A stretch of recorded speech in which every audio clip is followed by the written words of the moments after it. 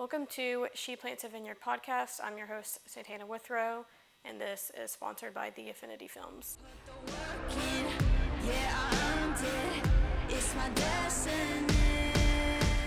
Today I have a co-host with me, Daniel Withrow, and welcome to the pod. How are you today? And this podcast is also sponsored by Pamplemousse Sparkling Water LaCroix. And also... False advertisement. Yeah, we're being sponsored here. Is this on, right? Yeah, correctly? this is on. Yeah, it's on. Okay, I'm just going to I hope it's on. Well, yeah, I'm doing great. Not really that great because I applied for my medical marijuana card here in West Virginia. And I check my email like 3 times a day to see if it got approved. Because for those of you who don't know, in West Virginia, marijuana is very expensive if you buy it illegally.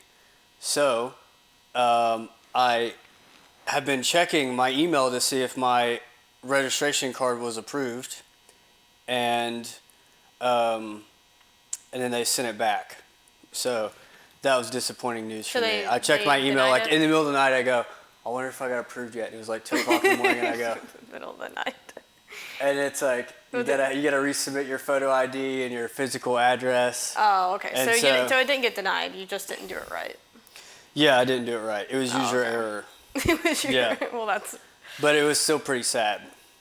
So how long does it take to Well, I guess 30 to 45 days. Oh, okay. But that's a long time. It's kind of it's something I'm looking forward to. Right, so well, I mean, good. I'm doing good, but I woke up a little bit disappointed this morning. So switching gears a little bit, does the audience, like when you've done these podcasts, does the people watching this, do they kind of know like your story? Have you compiled it at all? No. So this is like the first this is the episode where I'm going to talk about that a little bit, just like how I got started and then how I'm here, Okay. So yeah, basically I started, the story. I started working for free. I was working at a factory in New Hampshire. Did not like it, so I started working for free, started watching Gary Vee, listening to some of his philosophy and how he views business, and worked for free for a CrossFit gym for about 1.5 years. Mm-hmm. Was able to quit my full-time job when I got a sports videography gig, so I would go to field hockey games, lacrosse games, soccer games, football games, and I would film all of them. I forgot about that. Basically had to quit my job at that point, even though it was kind of only part-time, but I didn't have time to do both. Yep. And then I was still working for CrossFit, so. Yep. But when I was working at the factory, I would literally work at the factory for 40 hours, and then I would work for 20 hours after, throughout the week. So I was working, 60, 65 hours a week, just trying to get the business going. Mm-hmm. And then you came at some point during all that, yeah. And we got a bunch of contracts. We had probably $100,000 worth of contracts, which was the most I would have ever made in the business at the time. Mm-hmm. And then COVID happened, literally a week after, I think. Everything shut down. Yep. And basically lost all of our clients. Yep. Damn. Which is crazy. Yeah. Which is absolutely insane. So that was the first real big hit that I had to take. 2 weeks later, the dealership called me, the dealership I work for now. Oh, yeah. They said, come back, or we need you, or whatever. So I went back and started working for them, but it wasn't really enough for both of us. Yeah. Yeah, because I came at I drove my RV from Florida to New Hampshire. That was the November of 2019. Mm-hmm. And then by that time we were doing telemarketing, and you had already built the product by then. You had already saved your money and got the equipment. You'd already had a very high skill set using Adobe Premiere Pro, and we spent the past 2 months of, we were in your basement while I think you might have still been working or at least transitioning out of your full-time job at that point. Yeah. But I remember we had a piece of paper and you would just write down because we had telemarketed for these extra clients, so you were teaching me how to edit during that time as well. So you had just taken on a new employee, and then writing down this is how you do an editing. There was 20 steps on how to do editing. Yeah. Right.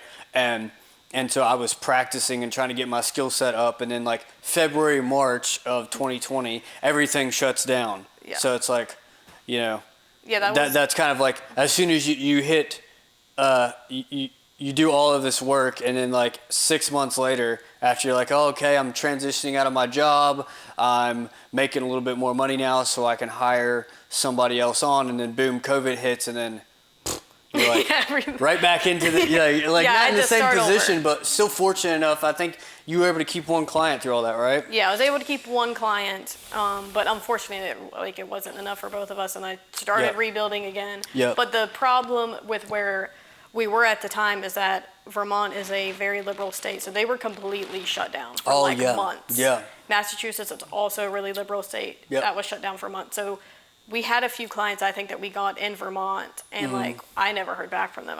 Their office was closed. I tried to call the office, and it was closed. Like I couldn't get a hold of them. Yeah. So, that was just a crazy time. Started to rebuild, and then I left New Hampshire. I don't remember when it was, 2021 or 2022.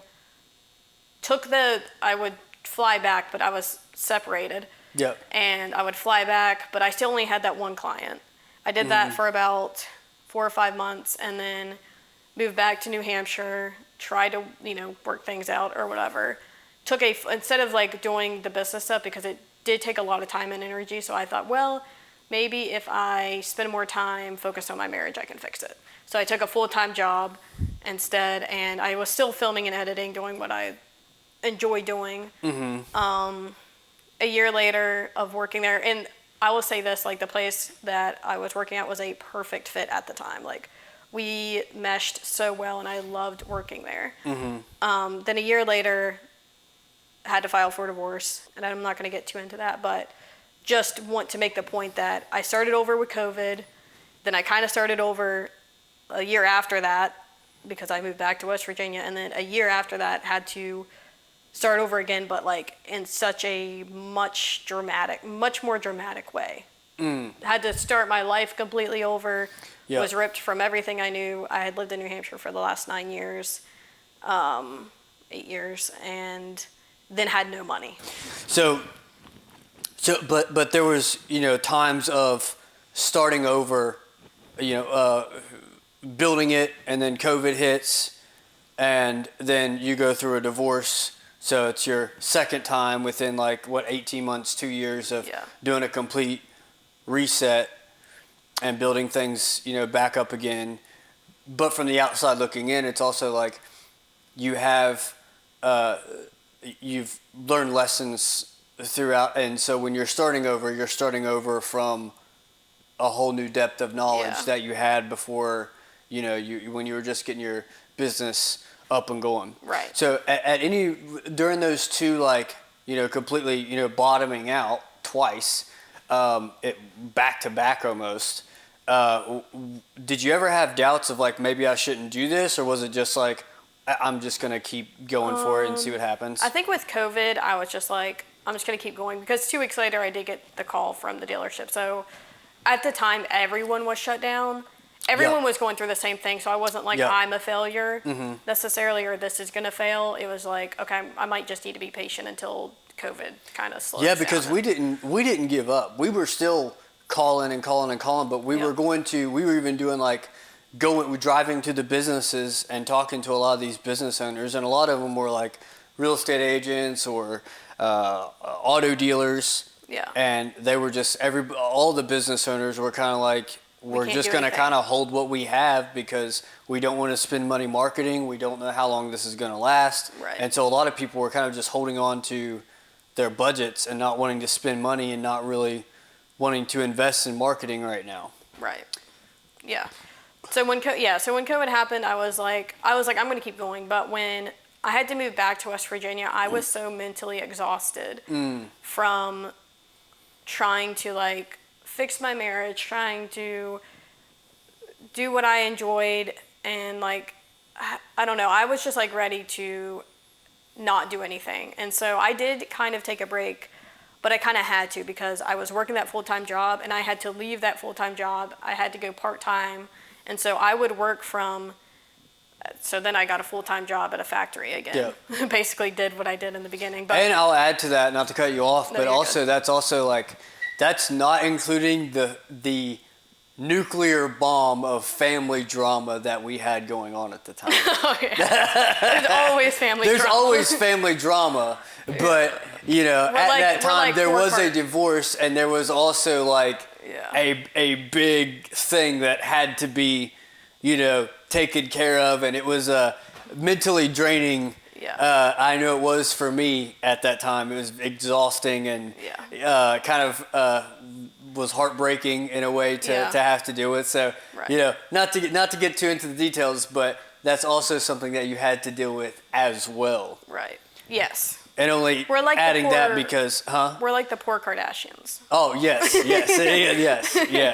yes. All the family drama. Yeah, it Yes. was a lot. There was family drama, and then also ripping myself from my friends, the people that I had created Yes. relationships with, his family. Yes. I had to they were my family when I was there, and I'm still close to a couple of the family members, but like that was probably one of the most difficult things, and I think that's why I was so mentally exhausted because I was like literally taking myself, and it was different when we separated because like we were still trying to work things out, but when I'm like, no, I'm getting a divorce, it was Yeah. like, okay, I can't be like that close with his family anymore. Yes. Like I can't, like, it's not gonna work. Yeah, and you it's and I really had so you and I sad. both had like back-to-back divorces, Yeah. and mine was like 6 months or a year before yours, and it was like you handled that way better than I did. I was a manic mess. But it's like, where's that album, Dead Poet thing? Yeah, the tortured It's poet. like, you can do it if you're heartbroken, and that's when you know That's you're literally good. my song. That's what I'm Like saying. It's literally. yeah. That's how I felt. But I yes. felt like I wasn't doing it because, I would work 10 to 2 for the part-time job editing and marketing and kind of like leading that. Yep. And then I would sleep from 2 to 9. I would wake up at 9 p.m. and go to my other job. And I wouldn't get back until 6 a.m. And then I would like try and sleep like a couple more hours before I had to get up again to do the other. So it was like, I was like sleeping 4 hours at a time. I was probably getting more like 4 to 5 hours of sleep, if we're Yes. being honest, because it's really hard to try and go to sleep at like 2 o'clock, Okay. 2 p.m. I would like try and force myself to, but so it, luckily, another thing with that part-time thing is once I moved, I was not, I put on like, I think I'm very good at putting on a front and like, and I was doing it and I was good, but I was not focused on the work, and I really, really struggled like the first year of like trying to get back into my rhythm, trying to figure out what I was doing, trying to manage, I was starting to like manage other people and like do more of the marketing side of things. And I really struggled during that time. And I was like ready to just like kind of be done with the business. I was like, I don't want to do this anymore. Yeah. Jeff called me about, I think 6 months after I moved Yeah. back to West Virginia. He Yeah. calls me. He says, "What are you doing? Can you come? We really need you." And I said, "Well, I don't live in New Hampshire anymore." And he's like, "Well, how much do I have to pay you for you to move back?" I said, "I'm not moving back, Jeff." Yeah. And he was like, "Okay, what if we fly you out once a month and we do what we did before?" And I said, "I can do that." And he's like, "Well, how much do you need?" I said, "Well, I at least need to cover this other, like the factory job, because I don't want to work, I can't work and do both." And he was like, "Okay, I'll do whatever you need." So I had 2 clients at the time. I had the editing, which he was a client once I moved. We moved it to like more of a client type of relationship. Oh yeah. And then I had the dealership. So then all of a sudden, within 6 months, I'm like, I'm giving up. I'm tired. And then Did you feel that way with the dealership? no. So once I got that call, I'm like, okay, I guess we're back in business. Oh, okay, yeah. I was like, yeah. all right, I guess we're doing this again. Yeah. Just because the dealership is like, yeah, the way that we do things is like, it flows really nice. So I was like, And I'd I'll really say much that's rather where do I've seen probably your most growth is since I've seen you start your business is you've become over the years you've become more disagreeable about what you want. So like Yeah. You know, before I kind of felt like you were a little bit agreeable doing things for way less of a price, which was good at the time because there is an element to being an entrepreneur and doing work for free and building the product. Right. And, you know, I kind of felt, okay, you know, the product has been built and, you know, but then I've seen the growth of you just being like, I'm not going to do something I don't want to do. Yeah. And in that more disagreeable stance, I've seen a lot of growth there. You know, with like the one client we talked about where they're asking, because I don't want to say your clients on here, but like they're asking for all this energy from you and wanting to not give you the energy that, or not pay you what you're worth. Yeah, exactly. And so your attitude has now become, well, if you're not going to pay me what I'm worth, I'm okay with stepping away. Yeah. And you can only be that person if you've built a product that speaks for itself. Right. It's like, it's undeniable. You're not coming from a place of delusion. And so the market has treated you and given you what you're worth. And you've also had more just the ability to just be able to ask for what you're worth. Right. That's the biggest growth it's like that the I've seen. supply and demand. Like there has been more demand for what I offer, and so people are willing to pay more. So yeah, it's been a kind of a crazy ride to getting here. And then the cool part is, so I had the part-time client or whatever, the little client, and then I had the dealership. And 6 months after, or maybe it was like a year, Jeff said it was January. Mm-hmm. So I don't know how long we had been, maybe it was like 6 months that we had been working together. Mm-hmm. And then in January he said, all right, we need to up our game. I want you to take on all the dealerships in the Northeast region. Yep. That really set me up to be able to do a lot more things in terms of growing the business and just having more opportunity. So, and I was able to get rid of the other clients. There wasn't anything that they did. It was just the nature of their business required a lot of like, more of like Gary Vee style type content, which is a lot of work to do. Yeah.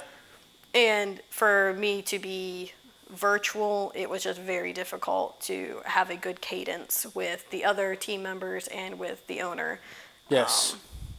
Just because when you're doing like Gary Vee style, and if you guys don't know who Gary Vee is, just look him up, but like pumping out that much content and then not being able to really communicate well with each other because you're virtual, it makes everything way more difficult. So, yes. I was very happy when Jeff was like, let's do more, and I was like, yeah, let's do more. I'm totally okay with that. And now we're here and we're doing this podcast, She Plants a Vineyard, and I can talk a little bit about the name too. Yeah. The name comes from a chapter in the Bible, Proverbs 31. And in that it talks about this woman who is this like wonderful mother, wonderful caretaker. She bakes bread for her family. There's actually a verse in there and it says her hands do not go idle.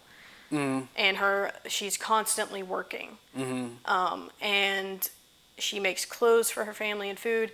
And then it says, and then she takes the clothes, which I'm paraphrasing, but you can read it.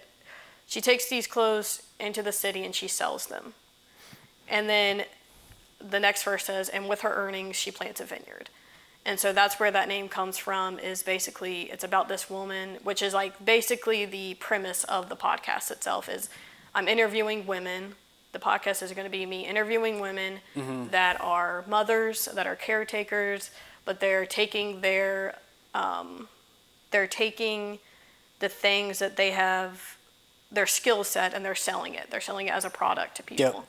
So our sister Jasmine, for instance, she's a mother. She's got 3 daughters, hard worker, and she cleans houses, and she started a business doing that. Mm-hmm. And I think for me, like, and with her earnings, she plants a vineyard. So like I took the skill set, I sold it to people, and then with my earnings, to me, planting a vineyard is planting a community of women who support each other, that encourage each other, and that we can learn from each other, and it's not catty. It's not, because women will sit here and we'll gossip about each other. Yeah. We'll sit here and... Gossip is fun, though. Gossip is fun, but I think that women can be a little catty, we can be a little competitive, we can be kind of mean to each other, and I think it's really nice it'd be really nice to just build a community where we're supporting each other, we want to help each other grow businesses, and Yeah. so that's like basically the premise of the podcast is just to help each other plant vineyards in our own way.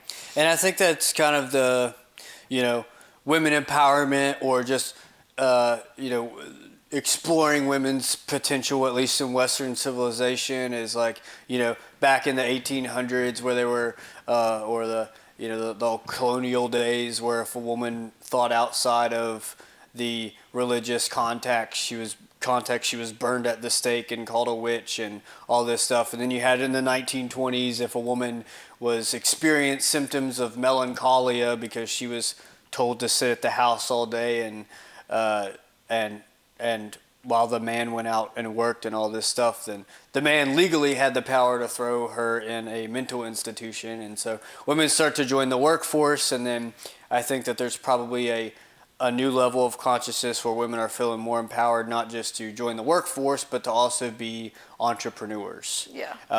And that's something that we're seeing, like, I see now, it's pretty common. Like in Jackson County, for instance, here in West Virginia, there are a lot of women-owned businesses, and I see it on Facebook, and it's definitely growing. For sure.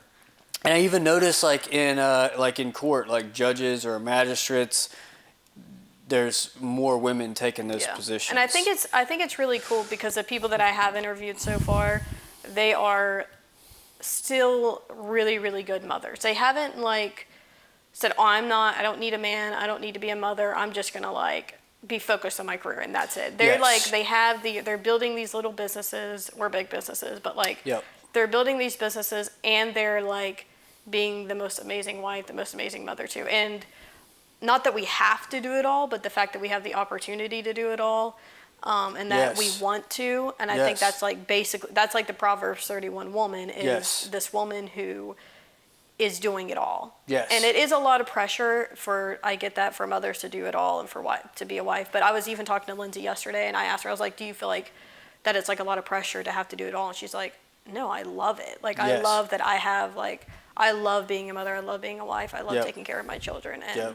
And I love supporting and being there for other people. So I just think it's awesome. And I think we could take that reverse message, and I think it's okay for men to come home and hang out with your kids.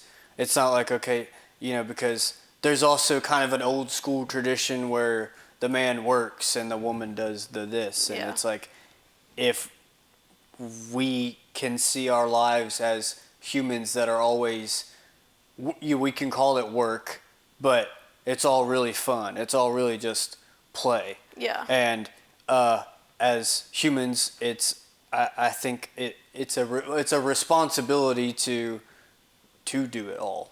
Right. What is there to do? You mentioned having your hands are not idle. A man's hands should not be idle either. It's the same thing. So I think that there's in culture right now, it seems that there's a battle between the genders and the gender constructs, and it's kind of always been that way a little bit, but we experience it in different ways through different areas and eras and different generations. And I think that if there's anything that I've learned over the past few years, it's humans are more versatile than the gender constructs that we're more similar. Yes. We're more similar, yeah. Yes, we have much more in common. It's hard for me to wrap my head around men do this and women do this. Men are this way and women are this way. Yeah. And there's no flexibility and fluidity with gender roles. We put each other in a box and say, you have to be in this box, and if you move out of this box, then you're not a man, or you're not a good woman, or you're not a good wife. Yes. So I agree Yes. with that. There's I think there's just a lot of pressure in society to be a certain thing, and I think that's part of this podcast too, is just being able to be flexible, and if you want to be a stay-at-home mom, that's amazing. Yes. Go for it. There's nothing wrong with that. If you want to be a career woman, that's amazing. Nothing wrong with that. If you want to do both, that's amazing. There's nothing wrong with that. Like, Yeah. you get to pick your poison and how you want to live your life. Yes. As long as you are not harming anyone else. That's my philosophy, and that's the Yeah. rule I live by. Like, I can do anything I want as long as it's not harming myself or others. Yes. But more so others. Like, people can say, well, you're harming yourself if you're gay or something. Okay, Yeah. whatever. So the Oh, I wanted to say, Yeah. because you talked about being productive and hands not being idle. Yeah. I just wanted to quote a Taylor Swift song. Oh, okay, let's do it. I cry a lot, but I am so productive. It's an art. Oh, Okay, yeah. Is that the one? Is that the one I was just talking about a little Yeah. bit ago? It's like, Yeah, I can do it. you're good if you can do it with a broken heart. Yeah, she goes, Yeah. Oh, yeah. I cry a lot, but I am so productive. So do I. It's an art. Yeah, that's what I say right there. Hell yeah. That's good shit. That's good stuff. So the future, fast forward 2019 and it's 2024. Is Yeah. that 5 years? That's like Yeah, five. We'll just 5 call it years. 5 years. Yeah, 5 Because years. I don't feel like counting months. It's 5. So, fast forward 5 years later. Yeah. 2 failures, massive failures, Yeah. bottom out failures, $0 failures. Yeah. And then going and getting another job type failures, and then building it back up to a place where you've got your own place now as someone who's went through a divorce, and then now we're here in a this is, we're calling this the studio. It doesn't look like a studio right now, but eventually we're gonna have a. To see the duct tape? Yeah, you can see this right here. I'm gonna zoom into this duct tape right here. Yes, definitely. Yes. This do is the do it raw- for the plot. This is that, the raw form of the studio. Right Yeah, now. we got kind of a raw studio in here right now, but we have 4 or 5 rooms where we're gonna have what do you call it? Like a place where maybe the public can come and hang Yeah. out, coffee, whatever. We'll see. But then office. We've talked yesterday about you possibly hiring another editor. Mm-hmm. So you're kind of at a place now where you can hire more people, train more people, and you got a logo out front. We're on a downtown area, Yeah. so Yeah, downtown Spencer. the massive progress. I'm assuming that if I were going to ask you, was it worth it? You're going to tell me yes, absolutely. But maybe at the time you didn't think so. Yeah, I don't. Yeah, I think definitely when I moved back, I wouldn't. I would have been like, was it worth it? I definitely blamed myself a lot, and was like, did I work too much? Did I put too much time into this and not enough time into that? Like, where did I go wrong? Yeah. I think the business and the business part of it, 100% was worth it. Like, doing this, but there's not a day that goes by that I'm not like, what if I lose my client? Oh, Like, okay. I have a lot of anxiety about failing again. Like, I just got this office. I'm talking about hiring people again. I'm starting this podcast. What if it all fails? What Yeah. if I did this for nothing? Yeah. And it's definitely something that, like, I struggle with, just like a constant, like, feeling of like I'm gonna fail, and I can't fail. Mm-hmm. Which I think is not necessarily a bad thing, because it does keep me like working. Like it's like I can't fail type Yeah. of attitude, and so I will continue to do whatever I can to like be better than everyone else. Like, do more for the client, have better conversations with the client, whatever, just to feel like that I'm not going to like get fired or whatever. But Yeah. yeah, it was worth it, and I think I'm really excited for the studio. This is going to be all changed, and I'm excited for you guys to see it. And then we have this like main room out here that's going to be, I'm going to have like a couch and some chairs and just like a hangout spot. Talked about maybe putting up like a gaming area so people can play video games and stuff. So, or watch games. Like, I'm really into women's sports or sports in general. Oh, okay. So that would be cool. Like, if we had a spot where we could just like come and watch all the games together. So Yes. Yes. yeah, stuff like that. It would be Okay. really cool. Yeah, like a Caitlin Clark. Yeah. Yeah. Did you see that they're now doing chartered flights they're going to be spending money to do chartered flights? Does that mean private jets? Is that what charter means? It means they're going to charter the plane, so it's not going to be like they're going to buy a private jet for each team or whatever, but they'll have their own private plane to fly on. So right now they all fly commercial. So Okay. they have to fly on like the same flight I would fly on to go to New Hampshire. Okay. And now they're gonna do chartered flights, which I think is just like Caitlin Clark. I'm not saying she's the best WNBA player because I don't necessarily think that's true, but she is the most famous one, and I think it's amazing that She's she the has, best at making them money. Yes. Yes. She is making the money. She is changing the game, and I am so happy she did not go to the Big Three because Yeah. chartered flights would not have happened. She is making such positive progress for everyone. Everyone is benefiting from Caitlin Clark right now in the Yes. WNBA. So anyone that is jealous of her in the WNBA, they are absolutely insane because she is literally going to be the reason why you have a better salary next year. Oh yeah. She's going to be the reason why you get to fly on a private plane instead of worrying about security and worrying about what time you're going to get home with your kids. Like, it's going to be such a smoother process for all the players, and Caitlin Clark is 100% the reason for that. Yeah, and I have to give you this. You definitely saw something that I didn't, because we were talking about how does the WNBA generate income? And we were going back and forth about it. It was like you were like, well, they just have to find the right person. The skill level has to get there. They got to find the right marketable person, and then I'm like thinking, okay, well, maybe if they did lower the rim, then they could dunk on each other, because I'm thinking like, we watch UFC, a dunk is like it's kind of an act of aggression in some way if you like jump over someone and dunk on them, and that makes the crowd go wild. Or you hit like a long three, like a Steph Curry three, it makes the crowd go wild. So I'm thinking, okay, well, if women could dunk, then they could kind of have that dunk on a woman's face, and then it's on Sports Center, and that would generate more income. Right. But then you said, well, if they found the right person and the skill level starts to get, if there's an outlier, then it'll generate eyeballs. And literally when you said that, like not even as we were having that conversation, it was only a month later before that actually happened, and you kind of predicted that.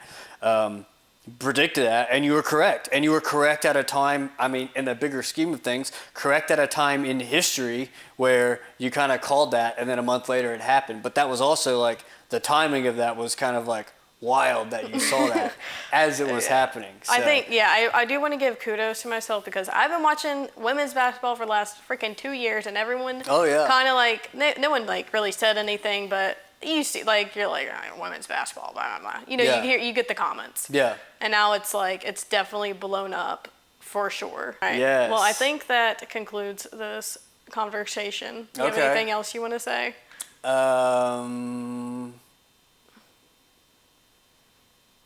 LaCroix, will you guys sponsor me? Because I drink a lot of these. I drink like 8 of these a day. And he really does drink like 8 of those a day. Every time I see you, you left like a bunch in my car. You just had like 5 of them laying on the floor. And I was like, yeah, Daniel was here. that's all I have to say. Okay, goodbye. That's the end of that.